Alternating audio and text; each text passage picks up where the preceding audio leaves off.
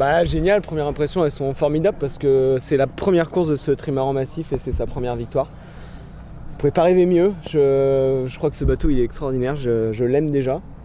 Et voilà, et partager tout ça avec la Pascal, c'était un moment fort. Il m'aime aussi. Ouais.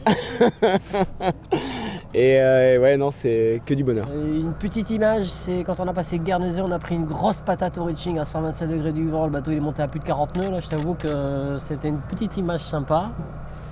Et une autre image, c'est plus une image d'ordinateur. C'est quand on jibe à l'intérieur de nos amis Sodebo. Au niveau Au large du Cap-Vert. Ouais, juste avant le Cap-Vert. Je pense que c'est un moment qui est déterminant dans la course. Et je pense qu'avant ça, on a super bien navigué, alors que c'était notre côté, on n'avait pas le foil, mais qu'on a trouvé les bons réglages et qu'on est arrivé à faire les bons décalages, qu'on a été opportuniste par rapport à ça. Et je pense que la course, elle s'est pas jouée que là, mais elle s'est jouée là, beaucoup en partie pour nous. Et après notre décalage en sortie du pot dans l'Est, il a été... c'était du pur bonheur, quoi. On allait à Mac 12 parce qu'il était dans un endroit où il était au près, nous on était au reaching à 30 nœuds, donc c'était facile. Hein.